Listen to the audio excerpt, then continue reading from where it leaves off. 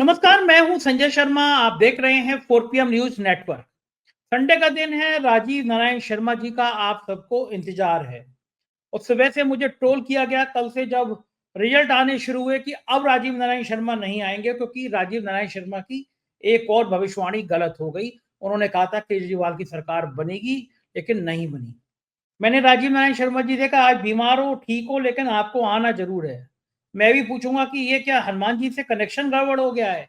राज्यों की भविष्यवाणियां आपकी चुनाव की क्यों गड़बड़ हो जाती हैं?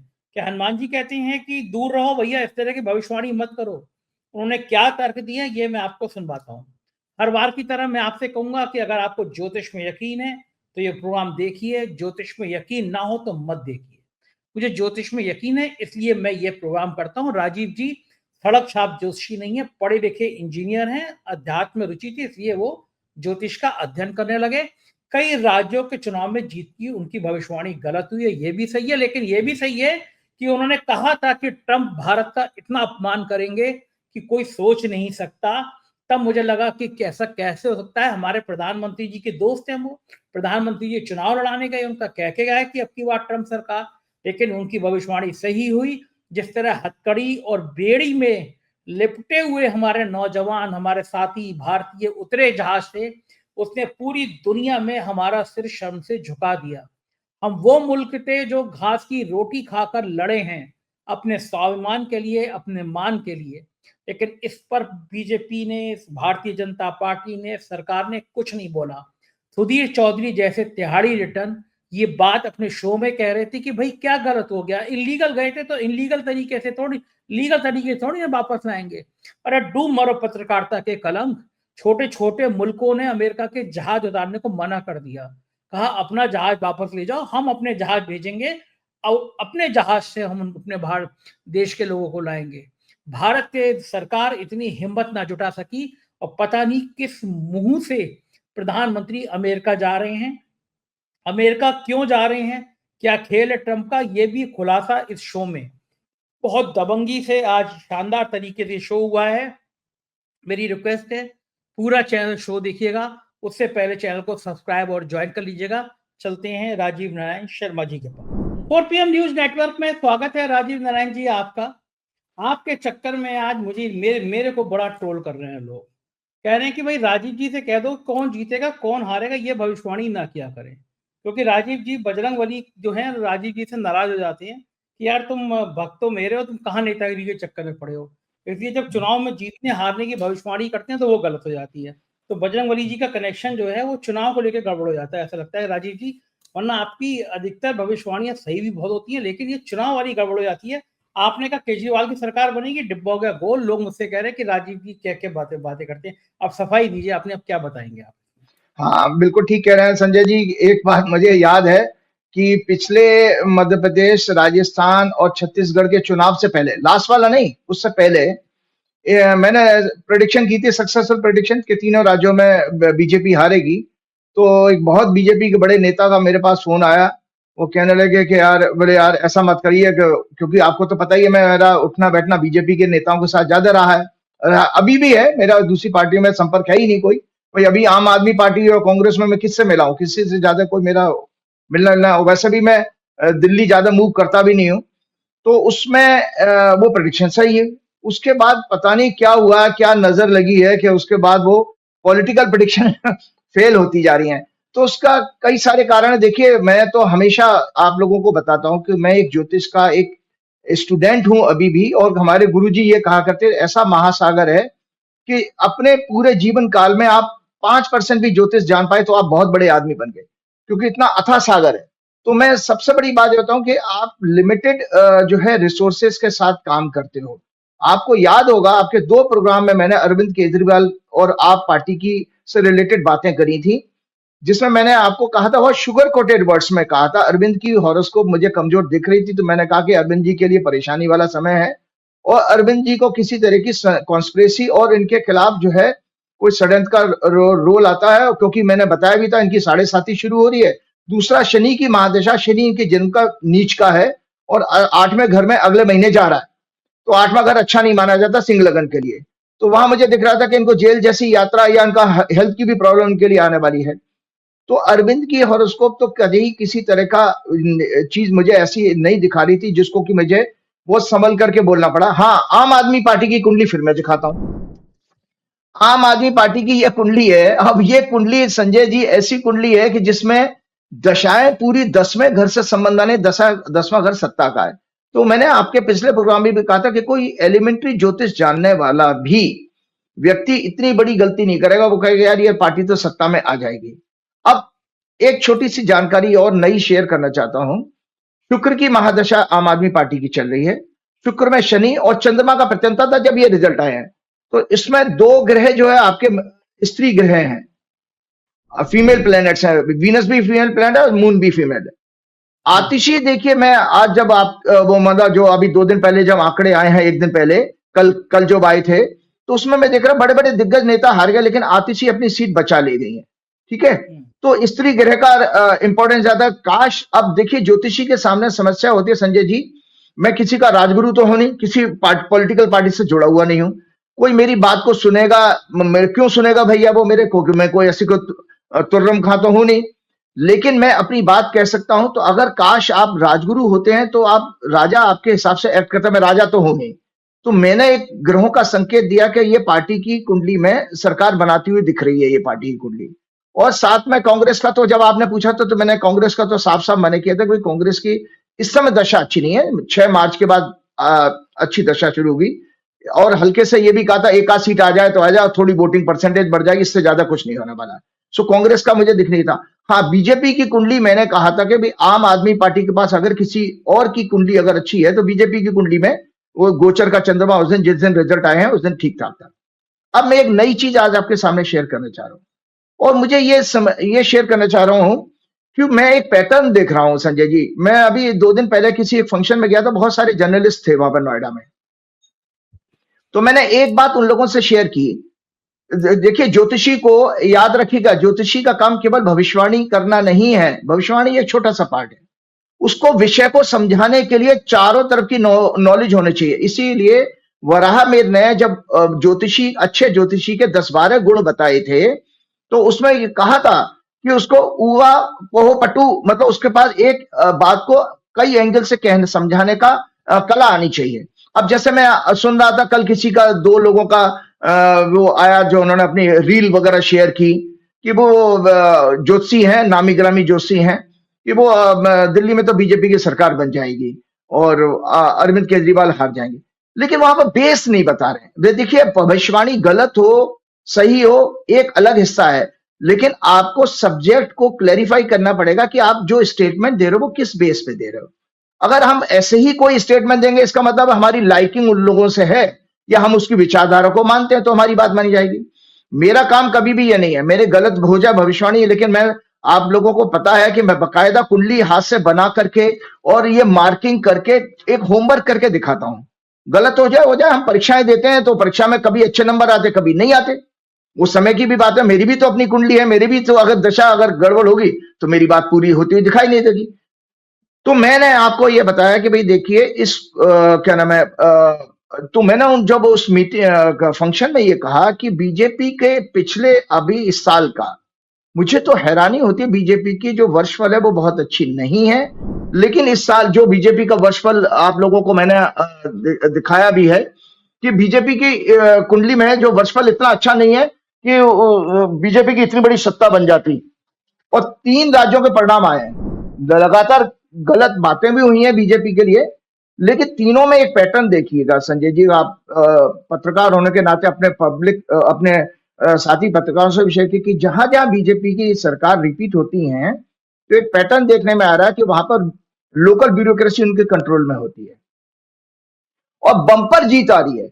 मतलब महाराष्ट्र का रिजल्ट आपके सामने है, हरियाणा का रिजल्ट आपके सामने है, वहां पर ब्यूरोक्रेसी उनकी थी क्योंकि सरकारें पीछे थी। इसी तरह दिल्ली में भी अगर आप देखेंगे तो क्या होता है क्या नहीं होता वो अलग विषय है, क्या राजीव कुमार जी का रोल है, क्या ईसीआई का रोल है, मुझे अपनी बात को समझाना है, इसलिए मैं ये बात कर रहा हूं। तो यहां पर भी एलजी कंट्रोल, जो ब्यूरोक्रेसी थी वो उन्हीं के कंट्रोल में थी, अरविंद केजरीवाल तो चीखते चलाते रहे। तो ये क्यों ऐसा होता है? एक नया ट्रेंड देखने में आया है, दुनिया बदल रही है, सिनेरियो बदल रहा है, सोशल मीडिया का जमाना है।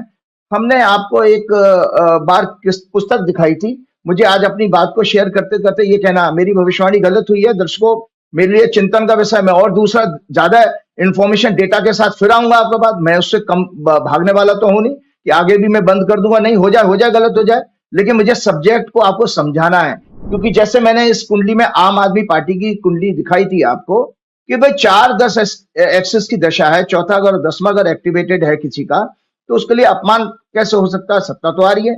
हाँ, दूसरे वाले का ये देखा जाएगा कि भाई दूसरा वाला किस तरह से आगे बढ़ रहा है, छल कपट से वगैरह से, वो हमें इसको एक्सप्लेन करना पड़ेगा। तो मैंने आपके प्रोग्राम में फेक न्यूज दिखाई थी, फेक न्यूज की बुक दिखाई थी। ये आपके पास डॉक्टर गौरव सूद आपके पास आपसे मिल भी चुके हैं, ठीक है ना। तो मैं दर्शकों को जानकारी के बता देता हूं कि बीजेपी की कुंडली में दिखाना चाह रहा हूं आज आपके पास में, तीनों पार्टी की कुंडली दिखाऊंगा। ये भारतीय जनता पार्टी की कुंडली है दर्शकों, देखो 6 अप्रैल 1980 की कुंडली है। इनका तीसरा घर देखें दर्शक, थर्ड हाउस और 6th हाउस इनका 3rd और 6 का कनेक्शन है। तो इस तरह से इस पार्टी के अंदर एक चीज तो अच्छा ही है कि जबरदस्त इनकी फाइटिंग पावर है। मतलब इनका हमेशा फाइट बहुत एग्रेसिव रहेगी। मतलब जैसे कहते हैं कि साम दाम दंड भेद से किसी पर अटैक करना, वो पावर सबसे ज्यादा इनके अंदर है। आम आदमी पार्टी की कुंडली में नहीं है। आम आदमी पार्टी की कुंडली में 12 तीसरे घर में कोई ग्रह नहीं है, बृहस्पति खाली स्थान है। और बृहस्पति जैसी केतु बृहस्पति जैसा उसका सौम्य ग्रह जो है उसका स्वामी है। इसी तरह से मैं आपको कांग्रेस की कुंडली की भी दिखा देता हूं कि कांग्रेस की कुंडली में भी ये जो है कांग्रेस की मीन लगन की कुंडली है 2 जनवरी 1978 और उनके तीसरे घर में टॉरस राशि आती है जो जिसका स्वामी शुक्र है। और बीजेपी की कुंडली में जो है सूर्य स्वामी है जो 10वें घर में बैठा है। तो एक चीज आती है, हमने जो फेक न्यूज की बात आपको बताई, तो एक होता प्रोपेगेंडा कि कौन मास्टर है प्रोपेगेंडा में, कौन मास्टर है फेक न्यूज में। तो आज एक ट्रेंड देखने में आ रहा है, आप देख रहे हैं ना कि एआई का जमाना है। एआई क्या है? Basically artificial intelligence. Artificial intelligence दर्शकों की आम दर्शकों की समझदारी के लिए बता देता हूं कि एक इंफॉर्मेशन को आप लगातार पंप करिए तो आपके सबकॉन्शियस माइंड में, आपका subconscious mind basically data store है करता है।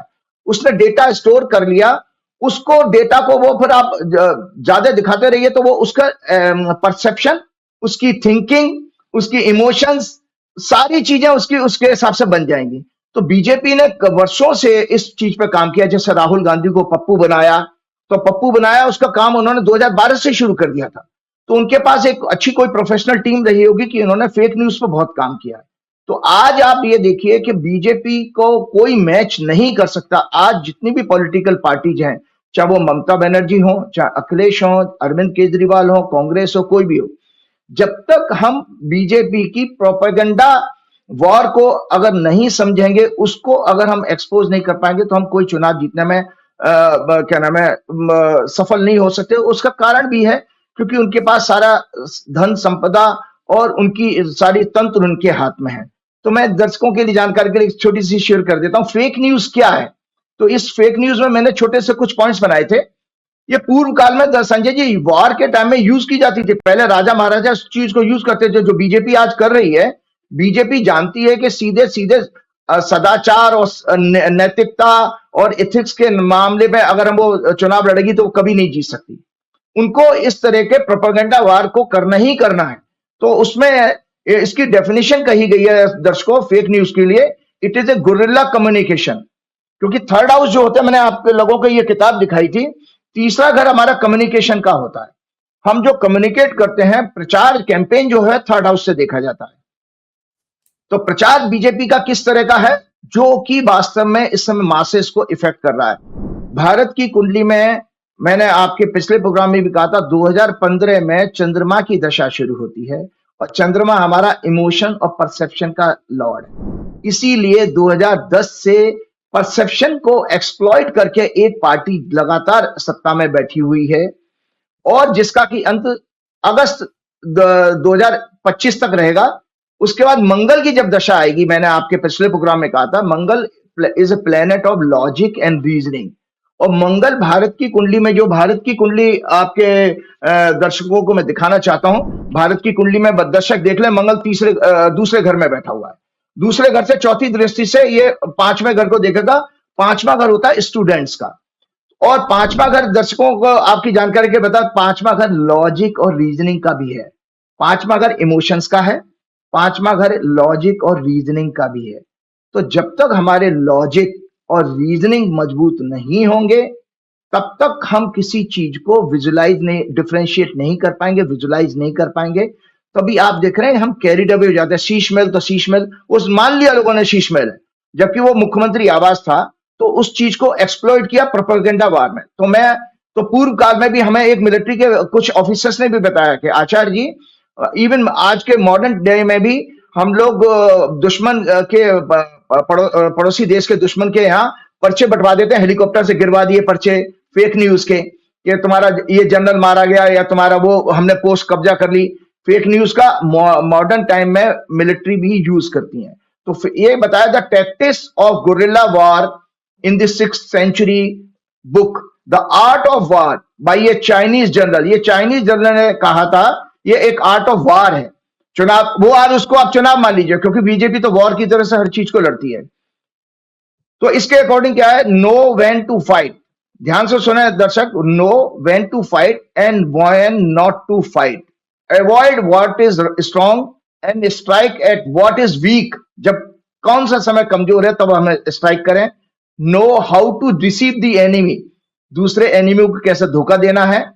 Appear weak when you are strong, जब आप स्ट्रॉन्ग है तो आप दिखाइए कि हम साधारण से आदमी है। And strong when you are weak, और जब आप कमजोर हो तो ज्यादा वीक दिखाइए। तो जैसे कि आप देखा कि नरेंद्र मोदी जी जब हंग लोकसभा के रिजल्ट आए, उसके बावजूद ही निरंतर वो जो है उन्होंने बिना अपनी पार्टी के मीटिंग किए, उन्होंने एक एनडीए की मीटिंग की और खुद को नेता बना लिया। तो वो उसने अपना वो स्ट्रॉन्ग बिहेवियर करेक्टर छोड़ा नहीं मोदी जी ने वहां पर, और which is a very good thing for a leader.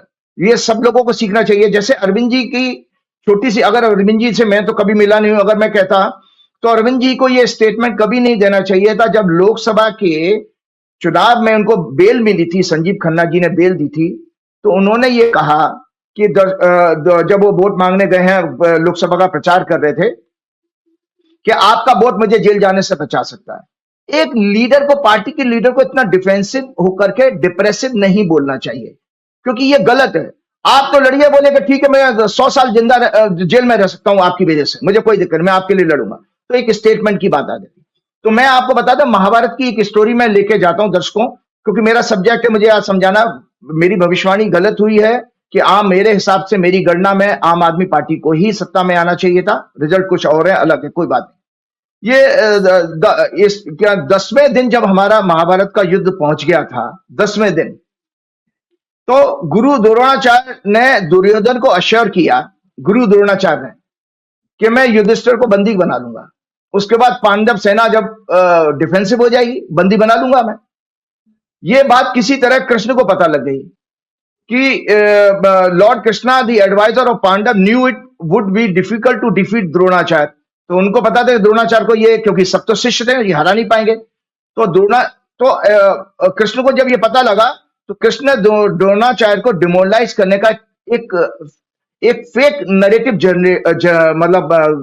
तैयार किया, कि उन्होंने पांडव सहित सब लोगों को कहा कि द्रोणाचार्य के पास चलते हैं और ये कहेंगे कि भाई उनको पता था कि द्रोणाचार्य की एक ही वीकनेस है, उनका पुत्र, उसका नाम था अश्वत्थामा।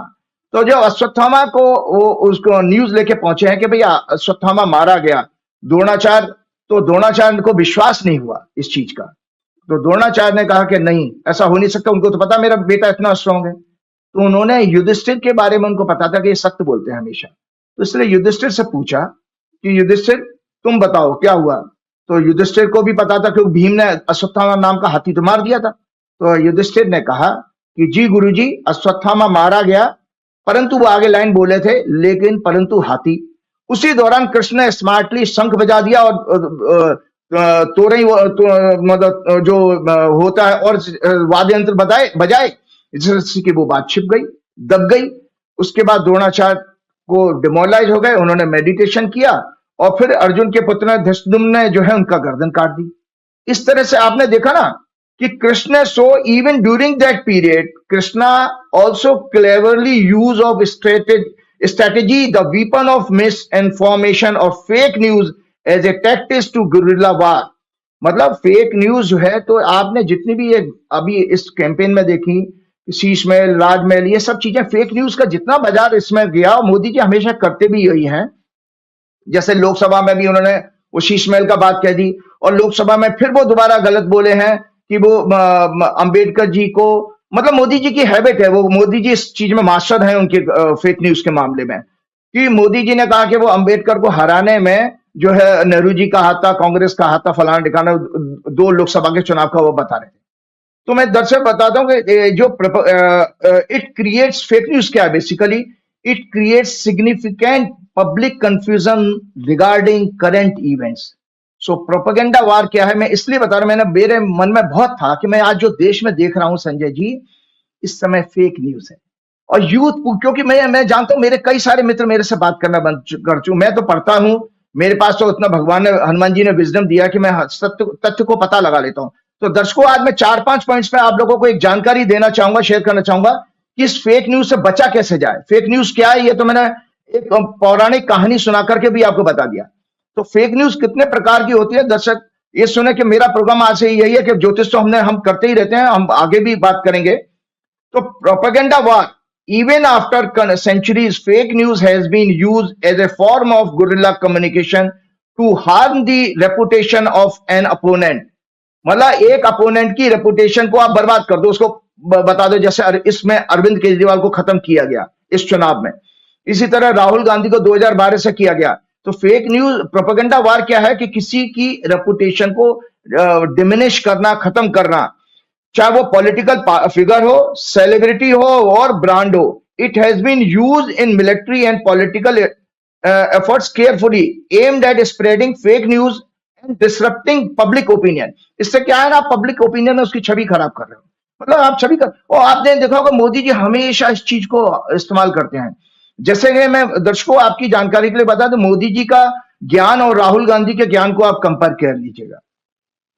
जब मोदी जी से आपके बिल गेट्स का एक इंटरव्यू बड़ा पॉपुलर हुआ था, तो मोदी जी एआई उसको क्या समझा रहे हैं कि भाई हमारे यहाँ गांव देहात में भी बच्चे जो है पहले माई बोलते थे, माई से वो कभी कभी एआई बोल देते थे।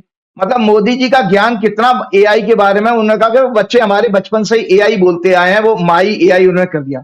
जबकि उसके विपरीत अभी राहुल गांधी ने जिस तरह से एआई को एक्सप्लेन किया है लोकसभा में राष्ट्रपति के अभिभाषण में, उन्होंने कहा था बेसिकली एक डेटा साइंस का, एआई का एक जो मेन आत्मा है वो डेटा साइंस है, और डेटा साइंस को एनालाइज करना, उसके अकॉर्डिंग चीजों, अपनी पॉलिसीज को बनाना, ये सब चीजें इसके एप्लीकेशन है। इसीलिए आज आप देख रहे हैं लाइफ के हर पार्ट में एआई का यूज होने लगा, क्योंकि मैंने आपको पहले ही बताया कि एआई के जरिए आप डेटा कलेक्ट करते हो, और वो डेटा आपके ह्यूमन बॉडी में तो सबकॉन्शियस माइंड में ऐड हो जाता है, इकट्ठा होता है, एक्युमुलेट होता है, और कंप्यूटर में आपके हार्ड डिस्क में आ जाता है वो डेटा।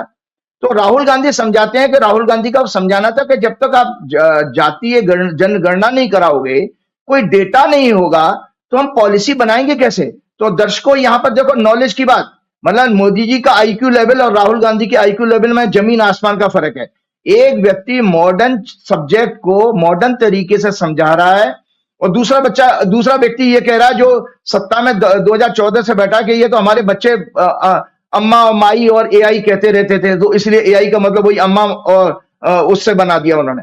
खैर मैं वापस आता हूं, one of the most effective tools of these covert activities was disinformation, आधी अधूरी जानकारी फैला देना, which involved spreading false or misleading information through various channels in order to deceive, confuse or manipulate the public.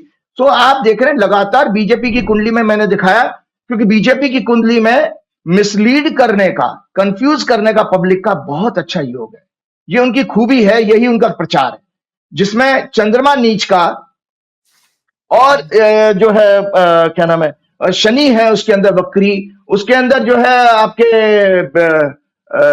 Shani वक्री है, Jupiter वक्री है, राहु मौजूद है, और मंगल भी वहां वक्री मौजूद है। तो इतना जबरदस्त फेक न्यूज का भंडार है बीजेपी। तो जब तक आप फेक न्यूज को कंट्रोल नहीं करें, यही चुनाव जीतने की उनकी सबसे बड़ी स्ट्रेटेजी है। आगे मैं बताना चाह रहा हूं, undermine the credibility of political opponent, saw Discord, ये देखो समाज में जो जो कहते हैं बटेंगे तो कटेंगे, ये भी सब मिस इन्फॉर्मेशन है, फेक न्यूज का पार्ट है। मतलब इससे क्या आप समाज में जहर का बीज बो रहे हैं। And division with in rival societies and create confusion and doubt about the intention and capability of foreign powers. They are often carried out through a variety of channels, including propaganda outlets, forged documents, false rumors spread through social media network, other communication channels like TV, Godi media, print media, etc., etc.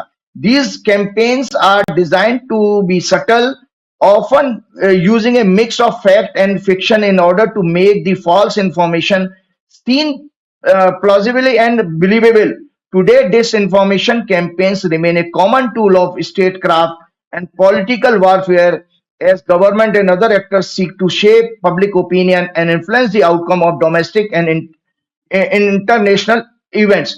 मैं इसलिए आज आप दर्शकों आपको बताना जरूरी था कि दिल्ली के चुनाव का रिजल्ट भी उसी पार्ट का, एक फेक न्यूज का पार्ट था, जो प्रोपेगेंडा वार था, जो आपने महाराष्ट्र में देखा, जो आपने क्या नाम है हरियाणा में देखा।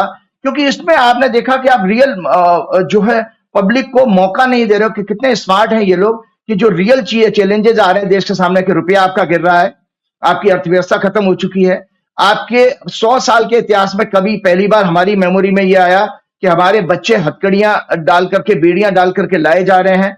हम उस मुद्दों पे, आपके कुंभ का मेला हुआ, उसमें इतने सारे हजारों लोग मर गए। मेरे को तो किसी ऑफिसर ने बताया कि आचार्य जी 500 के करीब तो डेथ हुई है और 1000 से ज्यादा लोग हैं, वो उसका काम है। लगातार कुंभ का मेला जिस तरह से मार्केट प्रचार किया जाए, लगातार आगजनी की घटना हो रही है। मतलब आपने एक प्रोपेगेंडा वार ऐसा बना रखा है जिसमें आप मास्टर हैं, जिसकी वजह से आपने चारों तरफ पॉलिटिकल पार्टीज को परेशान कर रखा है और ये चुनाव जीतने का उनका तरीका है। तो मैं एक दर्शकों के लिए आगे जानकारी के लिए बताता हूं, एक थ्रेट टू डेमोक्रेसी भी है। क्यों है थ्रेट टू डेमोक्रेसी ये प्रोपेगेंडा वार?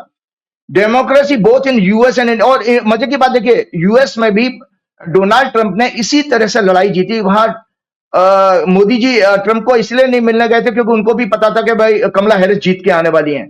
तो लेकिन वहां पर प्रोपेगेंडा वार में टेक्नोलॉजी के जरिए एलन मस्क की हेल्प से, ट्विटर उसके पास था, डेटा तो उसके बाद दुनिया भर का एलन मस्क के पास है। और आप सोचिए कि कमला हैरिस एक जीते हुए चुनाव हार गई, 6 महीने में चुनाव पलट दिया उसने। तो ये प्रोपेगेंडा वार में डोनाल्ड ट्रंप, इनके भी बाप हैं, हमारे मोदी जी के भी सुपर हीरो हैं वो, क्योंकि वो भी अभी भी आप देखिए वो बाज नहीं आ रहा है। उसने कहा कि भाई गाजा ट्रिप पर मैं अमेरिका कब्जा कर लेगा, और वो वहां से उसके बाद देखो कितना उसका विरोध हो रहा है कि स्पेन से लेके, यूएस से लेके, फ्रांस से लेके सारे देश उसके खिलाफ हो गए हैं। उससे उसको कोई चिंता नहीं है।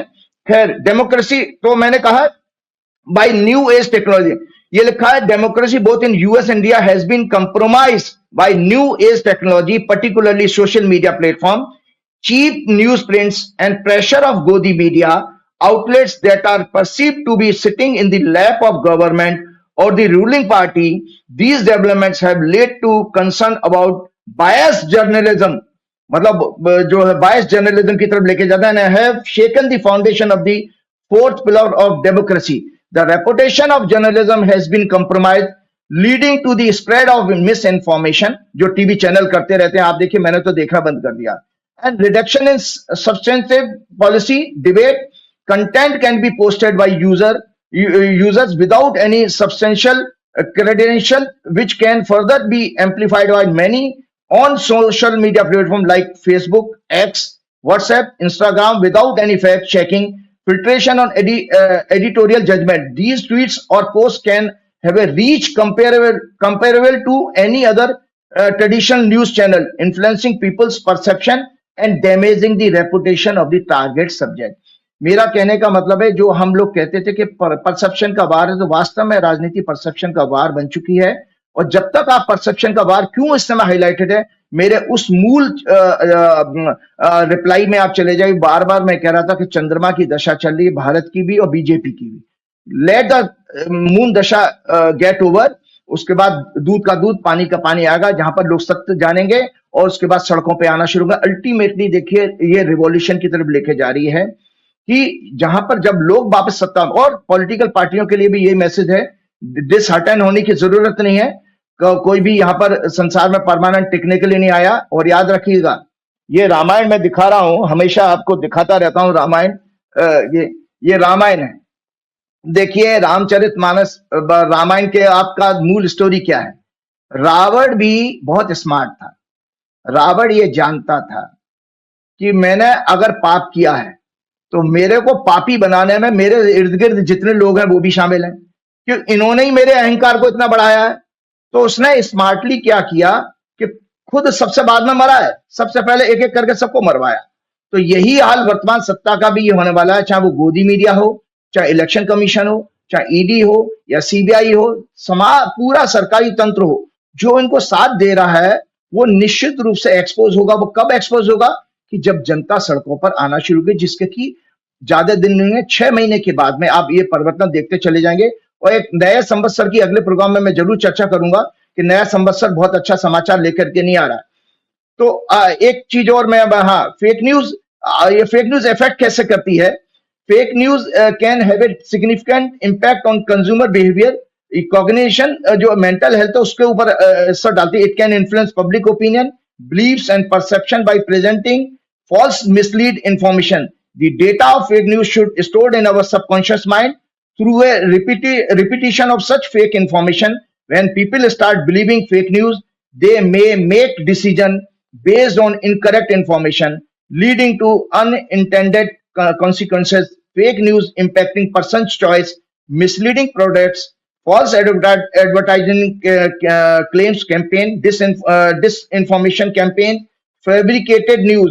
अब जैसे कि आपने देखा होगा 2020 में किस तरह से सुशांत राजपूत की फेक न्यूज बना करके बिहार के चुनाव को इन्फ्लुएंस किया गया था। तो ये मीडिया कितना रोल अदा करता है, जल्दी से मैं आपको बता देता हूं कि ये हमारा जो है इम्पैक्ट ऑफ फेक न्यूज जो है हमारे मेंटल हेल्थ पर कितना असर डालती है, ये मैं बताना चाह रहा हूं। इमोशनल रिस्पॉन्स हमारे चेंज हो जाते हैं, परसेप्शन ऑफ रियलिटी चेंज हो जाती है, हम बायस हो जाते हैं, विच लीड्स टू पोलराइजेशन। ये जो पोलराइजेशन होता है क्योंकि हम बायस हो जाता है। अगर आप हिंदू के खिलाफ कोई इंफॉर्मेशन फैला दोगे तो नेचुरली वो प्रो हिंदू बन जाएंगे और प्रो एंटी मुस्लिम हो जाएंगे। सो बायस हो जाए, डिस्ट्रैक्शन, डिस्ट्रैक्ट करता है। It can lead to a lack of focus, attention on critical issues, जो कि अभी मैंने कहा कि हथकड़ी लगा के बच्चे आए लेकिन उससे आप डिस्ट्रैक्ट हैं। कुंभ में इतनी बड़ी ट्रेजेडी हो गई लेकिन आप डिस्ट्रैक्टेड है, कुछ कह नहीं रहे, रुपया आपका लगातार गिरता जा रहा है लेकिन आप डिस्ट्रैक्टेड है, आपको कोई सर्दी गर्मी है नहीं देश की जनता को। So that are important and require public awareness and action और desensitisation. It can lead to people become number to the event's impact or severity due to the constant and overwhelming coverage. It may also lead to insensitiveness of people. तमस बढ़ जाता है, तमोगुण, जहां पर public react करना बंद करते हैं। बहुत सारे आपके जर्नलिस्ट कहते हैं कि आजकल जनता कुछ उसको सर्दी गर्मी होती नहीं, कोई विरोधी नहीं कर रहा है कि इतनी बड़ी घटना घट गई कि आपके देश में एक मिलिट्री पहले उतार दिया गया, लेकिन आप फिर भी आपके अंदर कोई चीज है कि देश एक दुश्मन, मतलब आप दुश्मन देश तो नहीं, किसी देश का हवाई जहाज आपके यहाँ कैसे उतर सकता है। तो मोदी जी के ही कार्यकाल में हुआ।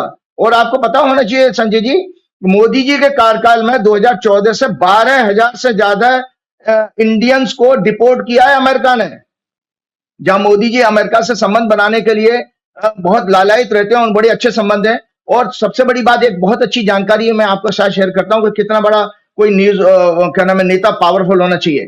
तो मैं आपके साथ जल्दी से ये शेयर करना चाहता हूं। और एक और इसका निगेटिव इफेक्ट है फेक न्यूज का। Fake news and mental health. Fake news affects our mental health seriously. It harms our emotions, digestion, sleep, BP, sugar, migraine because of anxiety, stress, fear. It also increases our anger and depressive thoughts which may lead to crime and suicide. मतलब fake news के जरिए crime और suicide भी बढ़ जाते हैं समाज में, आप जानते ही हैं। It often taps into the readers emotions, bias and preconceptions, making it more appealing. Fake news stories are designed to elicit strong emotional responses such as anger, fear or excitement, which can lead to increased engagement and sharing. It grabs people's attention. बचा कैसे जाए, इससे बचने का साधन क्या है? ज्ञान। मैंने आपके पिछले प्रोग्राम में ही बताया था कि सबसे बड़ा महापाप संजय जी अज्ञानता माना गया है, क्योंकि वो ही उसी से सारे अपराध होते हैं। तो आप जानकारी हासिल कीजिएगा। आज जब समाज में आप बुद्धिजीवियों को अर्बन नक्सलाइट्स कह दोगे, तो बुद्धिजीवी इस समय डिफेंसिव हो गए हैं। अगर सोशल मीडिया नहीं होता तो लोगों को जो थोड़ी बहुत 1-2% जानकारी मिल जाती, वो भी मिलना बंद हो जाती। क्योंकि गोदी मीडिया पे तो आप गोदी मीडिया मुझे तो जैसे बुलाता नहीं, क्योंकि मैं सबको हमेशा बोलूंगा।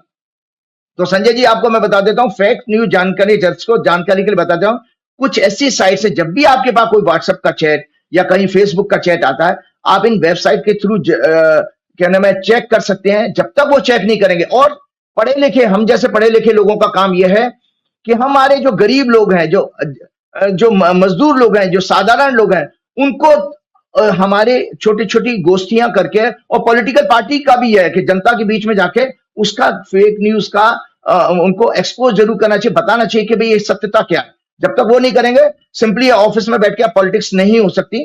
तो मैं आपको बता, there are several reputable fact checking websites. ये है factchecking.org, snopes.com, politofact.com, AP Fact Check, Writers Fact Check, Lead Stories, AALT News, Boom Live, factchecker.in, Vishwas news, the Quint, newschecker.in, India Today fact check, AFP fact check India. ये मैंने आज इसलिए बताना था कि ये आपको, आप इन वेबसाइट के जरिए जो भी इंफॉर्मेशन आती है, चाहे वो नरेंद्र मोदी जी अंबेडकर जी के लिए कहें, नेहरू जी के लिए करें, आप पता करिए तो आपको सत्यता पता लग जाएगी। जैसे मैं एक छोटा सा उदाहरण और देता हूं, नेहरू जी के बारे में पिछले प्रोग्राम में, मतलब जब मैं बात कर रहा था तो वो बात मेरे दिमाग से स्लिप कर गई थी। मोदी जी ने ये कहा कि नेहरू जी 1954 के मौनी अमावस्या के दिन वहां मौजूद थे, नहाने गए थे, जबकि नेहरू जी वहां नहीं गए थे। वो एक्चुअली में उसका कारण ये था कि वहां स्टैम्पेड में 800 लोग जो मरे थे, उसके दो कारण थे। एक तो गंगा ने अपना रास्ता बदल लिया, वो शहर की तरफ आ गई थी, जिससे कि वो जो मेला का एरिया था वो छोटा पड़ गया। दूसरा बात है कि वहां एक ट्रेडिशन जो था, नागा साधुओं से पहले कुछ लोग, साधारण लोग स्नान कर चुके थे, जिससे कि नागा साधु नाराज हो गए, तो वो त्रिशूल और भाला लेके दौड़े। उसमें कुछ हाथी भी उनके जो काफिले में थे वो दौड़े, उससे लोग भगदड़ में मर गए। तीसरी चीज है कि बाबू राजेंद्र प्रसाद ने कल्पवास लिया हुआ था, तो उस कल्पवास में संजय जी, बाबू राजेंद्र प्रसाद जी की नेहरू जी ने पूरी व्यवस्था कर रखी थी। तो बाबू राजेंद्र प्रसाद उस दिन घोड़े पे बैठ करके जो है नहाने के लिए चल पड़े, तो उनको कौतूहल में लोग देखने के लिए घोड़े को और उनको देखने के लिए आए। उस चक्कर में भी भीड़ इकट्ठी हो गई, तो उससे भगदड़ में मर गए। तो ये न्यूज थी, तो वहां पर भी वो, अब मैंने ये, मेरे जैसे साधारण आदमी ने कहा, मैंने सब पढ़ा तब जाकर के जानकारी, मैं तो उस समय पैदा हुआ नहीं था। तो इसी तरह दर्शकों आप लोग भी ये कर सकते हो। मेरा आज इस तरह का समझाने का था। और इसके बाद मैं एक आना चाहूंगा, एक मैंने प्रेडिक्शन आपको लोगों के पिछले प्रोग्राम में, आज तो मैं मान गया। आज आपने अपनी एक गलत भविष्यवाणी को आपने इतने बढ़िया तरीके से एक्सप्लेन किया कि मैं एकटक होकर सुनता ही रह गया। 35 मिनट आपने गजब किया। लेकिन मैं ये जानना चाहता हूं कि जिस समय आप आम आदमी पार्टी की जनपति देख रहे थे, बीजेपी की जीत देख रहे थे, उस समय बीजेपी की राशि में भी तो ये होना चाहिए ना कि ये इतना छल कपट करेंगे कि ये आम आदमी पार्टी को हरा देंगे। तो जब राज्यों की भविष्यवाणी करते हैं तो उसमें ये कॉलम ये भी होना चाहिए ना, ये पार्टी इतना छल कपट है कि सारे ग्रह पीछे हो जाएंगे, इनका छल कपट भारी हो जाएगा। वो क्यों नहीं पढ़ पाया? नहीं, देखिए वो ऐसा ना, हर कुंडली में मैं बीजेपी की कुंडली दिखाता हूं, बीजेपी की कुंडली में छल कपट है। मतलब आप इसमें भी, आप आने वाला समय, इस समय आज के दिन में कुछ नहीं कहना चाहूंगा। मैं आगे इन्वेस्टिगेशन के लिए और आम आदमी पार्टी पे और दूसरी पॉलिटिकल पार्टी पे छोड़ देता हूं। जो राहुल गांधी ने प्रेस कॉन्फ्रेंस की थी, उसका सत्य आप ये देखिए कि उस इलेक्शन कमिश्नर को भी देख लीजिएगा। अगले दिन ही पेपर में ये आ गया कि उन्होंने सेक्शन 93, 94 का हवाला दे दिया कि हम ये वाली इंफॉर्मेशन नहीं दे सकते। राहुल गांधी ने जो इंफॉर्मेशन मांगी थी कि आप जो वोटर ऐड किए गए या डिलीट किए गए, उनका एड्रेस, पता, फोटो, आधार कार्ड नंबर, ये हमको दे दीजिए। ये बेसिक इंफॉर्मेशन पॉलिटिकल पार्टी जो स्टेक होल्डर है उनको नहीं मिलेगी तो किसको मिलेगी? उसमें सीक्रेसी कहां से आ गई? तो चुनाव आयोग ने साफ साफ मना कर दिया है। एक बड़े पत्रकार ने तो एक पूरा आर्टिकल लिखा है अखबार में, उन्होंने दिल्ली का इलेक्शन भी इसी न्यूज का हिस्सा बना दिया। भाई दिल्ली में भी जो क्या हुआ, वोटर क्या, वो आपने शिकायतें करते करते रह गए, लेकिन वो उस पर अमल हुआ नहीं हुआ कुछ नहीं पता, वो चुनाव आयोग। सो आप इस सिस्टम से नहीं लड़ सकते। देखिए बेसिकली इलेक्शन की भविष्यवाणी आगे भी गलत होती रहेंगी। मैं बता रहा हूं कि जब तक आप तंत्र पर कब्जा करके बैठेंगे और उस तंत्र के जरिए किसी को, आप, मैं ही नहीं, आप देखिए बड़े बड़े पॉलिटिकल एनालिस्ट जिनका जिनका प्रोफेशन ही वही था, जो साइकोलॉजिस्ट हैं, आपके जैसे बड़े बड़े पत्रकार हैं, उन लोगों की भी रीडिंग गलत हो रही है। मतलब हम क्या पब्लिक के माइंड को पढ़ना बिल्कुल भूल चुके हैं। तो ये सब चीजें कहीं ना कहीं फॉल्ट कहीं और है। तो वो फॉल्ट का मैं आपको बता दूं, निरंतर मैंने आपकी हर प्रोग्राम में कहा था, आज मैं पढ़ के फिर सुना देता हूं कि बीजेपी का जो छल कपट की बात करो, संजय जी, मैं आपके प्रोग्राम में 5 से ज्यादा बार मैं इस चीज को बता चुका हूं। देखिए, मैं फिर उसका सुना के पढ़ के सुना देता, आपके प्रश्न का जवाब भी इसी में। इनका शनि वक्री, सूर्य के नक्षत्र में वक्री मंगल, वक्री गुरु और राहु केतु से पीड़ित होकर 3rd हाउस में है। मंगल झगड़े, बदले, अन्याय का प्रतीक है। चंद्रमा जो मन का कारक है वह भी नीच का है और 6वें भाव में मंगल से पीड़ित है। अर्थात ये पार्टी जनता, लेबर क्लास, दलित, आदिवासी, डेमोक्रेसी, डेमोक्रेटिक इंस्टीट्यूशन को बर्बाद करने की सोच रखते हैं। उनका कभी भी सम्मान नहीं कर सकते। ये सदैव इनको क्रश करके खत्म करके बदलना चाहेंगे। इनकी कुंडली में फोबिया, स्किज़ोफ्रेनिया मानसिक बीमारी के योग के कारण है, जिन्हें मैं अपने पिछले प्रोग्राम में, मैं हर प्रोग्राम में बता चुका हूं। ये लालची, स्वार्थी, भ्रष्टाचार और काले धन का संग्रह करने वाले हैं। और इनकी बुद्धि और विवेक का कारक बुध, गुरु 5वां भाव, उसका स्वामी शुक्र 9th हाउस, स्वामी शनि भी सभी पीड़ित है। 6वें भाव से चुनाव संघर्ष आता है। मैं लिख रहा हूं उसमें, मैं राइटअप आपको भेजूंगा भी, आप लगाइएगा। 6वें भाव से चुनाव संघर्ष आता, अतः यह चुनावी राजनीति में छल कपट भ्रष्टाचार का उपयोग करेंगे। अब तंत्र तो कब्जे में है, कुछ भी ले लो। तो ये आप पुतिन की तरह से और जीपिंग की तरह से चुनाव होता चला जा रहा। बांग्लादेश में भी हसीना जी ने ऐसे चुनाव विपक्ष को बाईपास करके कर लिया। विपक्ष ने बाइकआउट किया था और 2/3 मेजोरिटी से जीत गई थी। क्या है वो? आज वो सत्ता में बैठी है क्या? परमात्मा ने, काल ने दंड दिया, अपना देश छोड़ के भागना पड़ेगा। तो इनके साथ भी यही होने वाला। आप चिंता मत कीजिए, थोड़ा वक्त और दीजिए, इनके साथ भी यही होने वाला। अच्छी है कि एक भविष्यवाणी गलत हुई तो एक सही भी हुई। आपने कहा हाँ। ट्रंप के दौर में भारत का वो अपमान होगा जो कोई सोच नहीं सकता। उस समय मुझे लगा कि आपकी भविष्यवाणी गलत हो जाएगी। ट्रंप तो मोदी जी के दोस्त हैं और मोदी जी उनके लिए एक नारा लगा के आए थे कि अब की बार ट्रंप सरकार सब कुछ नैतिकता ताक पर रखा।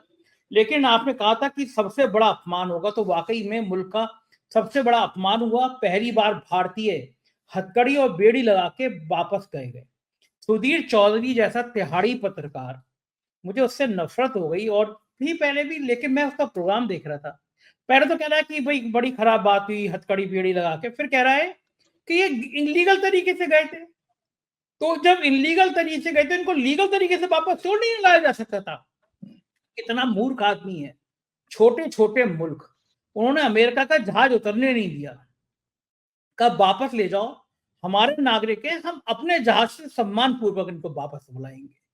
और सुधीर चौधरी जैसा पत्रकार और उस तरह का कुछ दलाल लोग, कुछ चमचे लोग, कुछ संवेदनहीन लोग, को निकृष्ट लोग केवल स्तुति गान में कह रहे हैं कि भाई इनलीगल लोग हैं, गलत तरीके से गए थे। बाबा अरे बेवकूफों, सबसे ज्यादा लोग गुजरात के थे। शर्म आनी चाहिए। लेकिन आपने कहा था ये बात राजीव जी, इस बात के लिए आपको सैल्यूट किया। आपने वाकई में, आपकी भविष्यवाणी सही थी कि ट्रंप इतनी बेइज्जती करेगा भारत की, उसने की। और हमारे प्रधानमंत्री फिर भी जा रहे हैं 12 तारीख को।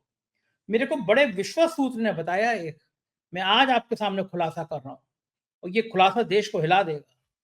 मुझे बड़े विश्वस्त सूत्र ने बुलाया कि ट्रंप मोदी को इसलिए बुला रहे हैं कि इजराइल गाजा पे अपना नियंत्रण चाहता है।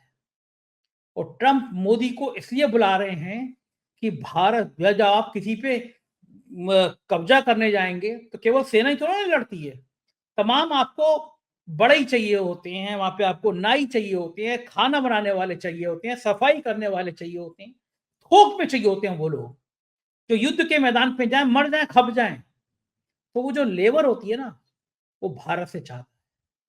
हमारे मुख्यमंत्री ने, योगी आदित्यनाथ ने बड़े गर्व के साथ विधानसभा में कहा, कितने फख्र की बात है, हमने इतने हजार लोगों को इजराइल भेजा नौकरी करने के लिए। इजराइल हमारे यहाँ से कुशल लोग चाहता है। मैंने वो इंटरव्यू किया था राजीव जी, दिल दहल गया था, मेरी आंखों में आंसू आ गए थे। लोग कह रहे थे हम करें क्या, खाने को पैसे नहीं है। मेरी माँ बिलक बिलक के रो रही थी, हम इजराइल जा रहे हैं नौकरी करके कुछ पैसा लाएंगे। जहां रोज बम फटक रहे हैं, रोज बम फट रहे हैं, जान की कीमत नहीं है, कई लोग मारे भी गए, आप नौकरी नहीं दे पाए तो आप इजराइल भेज रहे हैं। तो मेरे को पता चला कि शायद मोदी जी को बुलाने का कारण यह है कि जो भेड़ बकरी की तरह मारे जाएंगे गाजा परिजन पे, वो तुम्हारे आदमी चाहिए, वरना भारत के इतने अपमान के बाद कोई प्रधानमंत्री अमेरिका चला जाए। अरे ये तो वो देश है जहां घास की रोटी खाकर लोग लड़ गए थे, जान कुर्बान कर दी थी। जिस क्षण में हथकड़ी और बेड़ी का फोटो आया था, वो जहाज अमेरिका को उतरने नहीं देना चाहिए था भारत को। अपना भारत एयर इंडिया का जहाज भेजते कि हम अपने नागरिक बुला लेंगे वापस। तो तुम्हारे मुल्क में ऐसा है क्या? तुम 11 साल से शासन कर रहे हो, देश को ये दे पाए हो कि तुम्हारे गुजरात से डंकी करके लोग अमेरिका में जा रहे हैं, तुम्हारे पास रोजी रोटी नहीं है। ये आपने सही कहा था राजीव जी। क्या ट्रंप और मोदी की वार्ता में कुछ खतरा भी है? ऐसी कोई बातें होंगी? क्या लगता है आपको? भविष्यवाणी क्या? देखिए, बहुत अच्छी बात है। मैंने देखो दर्शकों पहले आपको ये बताया, जब हमारी भारत की कुंडली देख रहे हैं, वृषभ लग्न की कुंडली है, और जब मैंने वो मेरा उतने पोर्शन का वीडियो जरूर दिखाइएगा जो 26 जनवरी के प्रोग्राम का था, जिसमें मैं कुंडली, आप ही का प्रश्न था, आपने मेरे से विशेष रूप से संजय जी पूछा था, उसमें उस मोमेंट में मेरे से पूछा था कि राजीव जी ये ट्रंप की ओथ की जो भविष्यवाणी आप कर रहे हैं भारत के लिए कैसा रहेगा। तो मैंने जो कहा था वो अपनी वीडियो में आप द्वारा चलाइएगा, लगाइएगा। लेकिन मैं दर्शकों की जानकारी के बताइए, ट्रंप की ओथ की हॉरोस्कोप है, मेष लगन की कुंडली है। और दर्शकों मैंने इसमें यह कहा था कि चूंकि मेष लगन भारत की कुंडली का 12वां घर बनता है और 12वें घर से ह्यूमिलेशन आता है, जितने भी नाना प्रकार के लॉस हैं, जेल है, ह्यूमिलेशन है, वो तो मैंने बार बार ये आपको फिर से आज रिपीट करके बता रहा हूं कि ट्रंप अपने 4 साल में बार बार भारत को ह्यूमिलेट करेगा। देखिए ये कनाडा यहां के लोगों को भी ह्यूमिलेट करेगा। और तो और आपको जानकारी के लिए क्या नाम है बताऊं, अब ट्रंप की देखा देखी दूसरे देशों में भी ये चीज होने लगी है।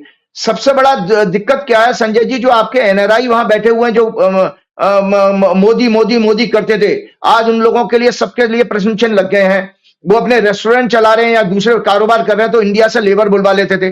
पंजाब हरियाणा का लोग क्यों जाना चाहते हैं? लोग अपने 50-50 लाख 1-1 करोड़ रुपए अपनी मकान दुकान खेत बेच बेच करके वहां जा रहे हैं और मजदूर बनने के लिए। मतलब दुर्भाग्य हमारे देश का। मोदी जी बड़े शुक्र की बात करते हैं। वास्तव में एक किसी इकोनॉमिस्ट को मैं सुन रहा था कि आने वाले समय में भारत में केवल और केवल मजदूर होंगे, जो कि भारत यहां पर नहीं रह पाएगा तो बाहर जाएंगे, जो आप इजराइल की बात कर रहे हैं। और चाइना को देखिए, चाइना पूरा मैन्युफैक्चरिंग हब बन चुका है। और अल्टीमेटली आपकी पहचान क्या है विश्व में? आपके लोग बाहर जा रहे हैं जो कई जगह मजदूरी कर रहे हैं, आप भी वहां मजदूरों को बेचारे लोगों को भेज रहे हैं, चाहे आदित्यनाथ हो या कोई भी हो। तो आप बेसिकली अपने देश की छवि क्या बना रहे हैं कि भारत एक विश्व में सस्ती मजदूर लेबर सप्लाई करने वाला देश बन गया।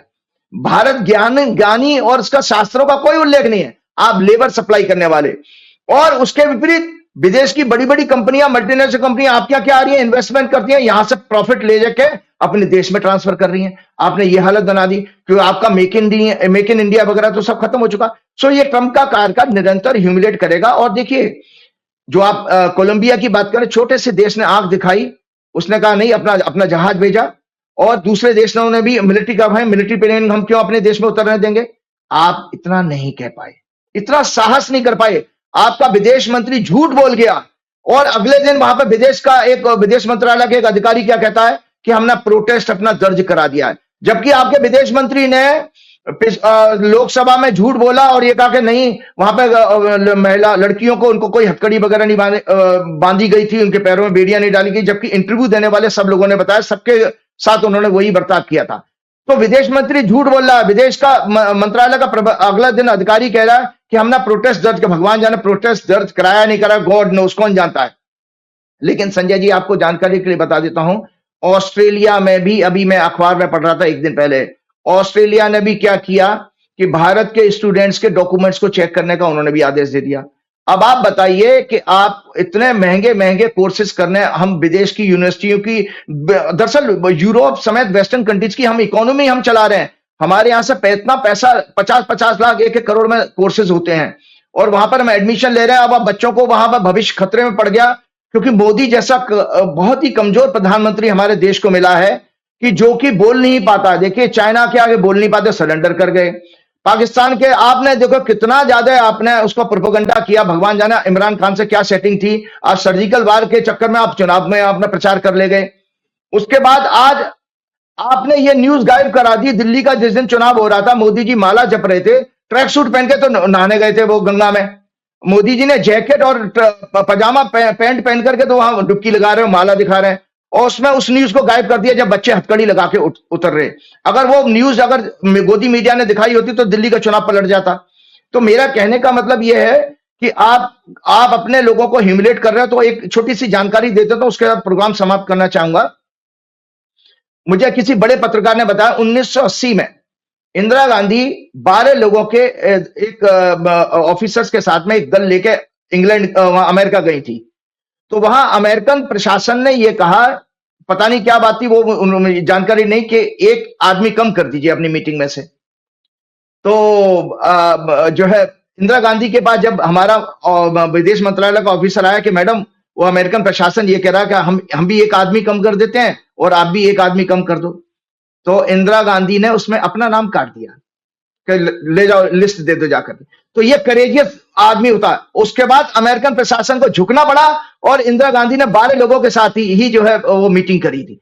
तो अगर नरेंद्र मोदी जी वास्तव में साहसी दिल के 56 इंच वाले होते, वैसे तो है नहीं वो, तो ये ट्रंप के साथ उनको 12-13 इस प्रोटेस्ट में जो बच्चों के साथ किया है हमारे, इस प्रोटेस्ट में वो उनको मीटिंग नहीं करनी चाहिए थी। आज मीटिंग करके वो दरअसल भारत के ऊपर वो देखो टैरिफ टैक्स भी लगाएंगे, भारत को जो लेबर सप्लाई करना की जो आपने कमिटमेंट भी वो लेंगे, क्योंकि इजराइल उस एरिया को दोबारा बसाना है तो आपके लेबर को भी लेंगे। और नाना प्रकार से देखो ट्रंप कनाडा को धमकी दी, मैक्सिको को धमकी दी, कनाडा ने पलट के 25% टैरिफ लगा दिया। तो ट्रंप देखो डिफेंसिव हो गया, उसने तुरंत 1 महीने रोक लिया, उस डिसीजन को रोक दिया। तो मैं बार बार देख रहा हूं कि ये बात हमारे मोदी जी के अंदर नहीं है।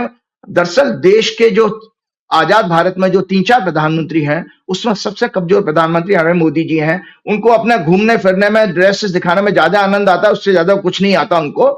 कि आप देखिए इंदिरा गांधी से ज्यादा शेर और बोल्ड कोई प्रधानमंत्री हो नहीं सकता। अटल जी ने बहुत अच्छा सामंजस्य बिठा करके पूरे विश्व में छवि अच्छी बनाई थी, मतलब सबका साथ सबका विकास वाली छवि थी, वो अटल बिहारी वाजपेयी की थी। लेकिन विश्व में सबसे ज्यादा मॉडर्न टाइम में अगर किसी ने भारत का मान सम्मान बढ़ाया तो मनमोहन सिंह जी थे। वो एक ट्रू सेंस में एक सेज थे, संत थे, एक आध्यात्मिक इंसान जो कभी बुराइयों, उसके कितना क्रिटिसाइज किया, लोगों बुरा नहीं बोला, भारत को बुरे समय से अर्थव्यवस्था से निकाल के लाया। और इसीलिए तो अमेरिका के जो आपके बराक ओबामा प्रेसिडेंट ने कहा था कि जब मनमोहन सिंह जी बोलते हैं तो पूरा संसार सुनता है। तो इससे आप समझ लीजिए कि विश्व में नाम किसने उतना ऊंचा उठाया था। चलते चलते एक चीज छोटी सी मैं जानकारी के लिए प्रोग्राम समाप्त करते समय लूंगा। मैंने पिछले प्रोग्राम में आप लोगों को बताया था पार्किंसन की बीमारी और गट का डायरेक्ट कनेक्शन है, मतलब आंतों से संबंधित आपका पेट की हेल्थ जो होती है, गट इंटेस्टाइन और जो एनस होता है रेक्टम, उससे मिलकर गट बनता है आपका। वो आपके ब्रेन पे असर करता है और आपका न्यूरो सिस्टम डिस्टर्ब हो जाता है, जिससे कि आपकी वो ब्रेन की बीमारी हो जाती है। आज दर्शकों में जानकारी के लिए बताते हो तो मैं आज डायबिटीज शेयर कर रहा हूं, और संजय जी आपको भी है, तो इसीलिए मैं आपको बता देता हूं कि एस्ट्रोलॉजी में ये आपकी मेडिकल एस्ट्रोलॉजी की किताब है ये दर्शक, क्योंकि ये आज इस बीमारी ने लगभग हर घर में आपको मिल जाएगा। मतलब कोई घर ऐसा नहीं है जहां पर आपको डायबिटिक आप क्रॉस नहीं लगा सकते। तो डायबिटीज क्या है? This is a disease of glucose metabolism in the body.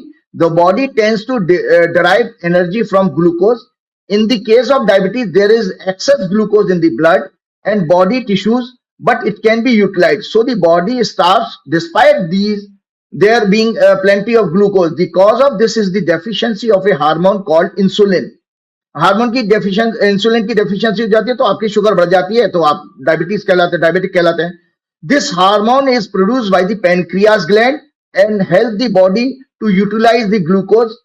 With the deficiency of insulin, the glucose level in the body increases and produce complication which virtually affect all parts of the body. तो astrology में जो मैंने आपके studio में पहले भेजा था, body का पूरा एनाटॉमी फिगर भेजा था, वो दिखाएंगे। तो एस्ट्रोलॉजिकली अगर आपकी कुंडली में बृहस्पति नीच का है और 6, 8, 12 जो रोग ऋण शत्रु के घर है उससे जुड़ा हुआ है, तो आपको डायबिटीज होने का पूरा योग है। और शनि और राहु का अगर प्रभाव है किसी भी फॉर्म में, पोजीशन, कंजंक्शन और एस्पेक्ट से बृहस्पति के ऊपर, तो आपको डायबिटीज होगी। बृहस्पति अगर अस्त है आपकी कुंडली में राहु केतु के बीच में तो डायबिटीज होगी। शुक्र अगर छठवें भाव में, शुक्र हमारी पेनक्रियाज को, ग्लैंड को रिप्रेजेंट करता है। मजे की बात यह है कि पेनक्रियाज जो है, एक पोर्शन पेनक्रिया का अपर पोर्शन जुपिटर रिप्रेजेंट करता है और लोअर पोर्शन जो हार्मोन रिलीज करता है वो शुक्र के प्रभाव में आता है। और आपकी जानकारी के लिए बता देता हूं कि शुक्र हमारी बॉडी में एंटायर हार्मोनल हेल्थ का लॉर्ड है। अगर आपकी कुंडली में शुक्र अच्छा नहीं है तो आपकी हार्मोनल हेल्थ अच्छी नहीं होगी, मतलब आपकी और दूसरे ग्लैंड से वो अच्छे फंक्शन नहीं करेंगे। और पांचवा घर हमारा बेसिकली जो है इन एसोसिएशन में 6, 8, 12, पांचवें घर से हमारा लोअर एब्डोमेन वाला पेट देखा जाता है। तो पेट में ही आपकी पेनक्रियाज वगैरह है। और बकरी अगर बृहस्पति हो तो भी, तो liver which metabolize glucose and the pancreas which produce insulin are located in the upper part of abdomen. This part of body is signified by panchva, fifth house. Jupiter is the significator of liver and some part of pancreas. Other part of it is represented by Shukra. Venus represents our hormonal health, so the role of Jupiter, Venus and fifth house are seen in the case of diabetes. अब मैं जल्दी से आपको 2 horoscope मैंने आपको दिखाई थी, वो बता देता हूं। देखिए इस हॉरोस्कोप में, ये मैंने आपको हॉरोस्कोप दिखाई थी। इस हॉरोस्कोप में दर्शक आराम से देख सकते हैं कि आपका जो है जुपिटर नीच का है और 5वां घर भी पीड़ित है और 7वां घर पीड़ित हो। 7 नंबर साइन और 8 नंबर साइन ये पीड़ित अगर होंगे तो गट की हेल्थ आती है। और 5वां घर और ये जुपिटर पीड़ित होगा तो आपकी ये। और ये वाली हॉरोस्कोप पर देखिए, इसमें भी दर्शक देखें कि इसमें बृहस्पति जो है राहु केतु के बीच में है। तो जो सिद्धांत मैंने बताए थे इसके हिसाब से इनको भी डायबिटीज की प्रॉब्लम थी। तो अब आपके पास अगर इतनी सारी जानकारी मैंने दे दी तो हम कर क्या सकते हैं? तो सीधी सी बात है, लोग मेरे से उपाय के रूप में भी पूछते हैं। तो ब्रेन के डिसऑर्डर के लिए मैं आपको बताता हूं कि जो आप 25 बार कम से कम डेली जो डीप ब्रीदिंग करते हैं, इनहेल और एक्सहेल, स्टमक से बेली ब्रीदिंग, तो आपका नर्वस सिस्टम स्ट्रांग होगा। क्योंकि प्राण जो है हठ योग के अनुसार आपका नर्वस सिस्टम को स्ट्रांग करता है। तो नर्वस सिस्टम मतलब ऑक्सीजन की सप्लाई ब्रेन में हो रही है। दूसरी बात, लीवर की आप बाद में बताई, क्योंकि जुपिटर पीड़ित होता तो आपको डायबिटीज होगी और लीवर की, फैटी लीवर की प्रॉब्लम भी होगी। तो मेरी भी कुंडली में है, मेरे को भी फैटी लीवर डायबिटीज हुआ, तो मैं परहेज पे आ गया हूं। इवनिंग का खाना 6-7 बजे के बाद खाना छोड़ दीजिएगा, तो आप देखिए एकदम आपका डायबिटीज भी कंट्रोल में हो जाएगी। मतलब लीवर को उतना रेस्ट करने का, पावर करने का दीजिए।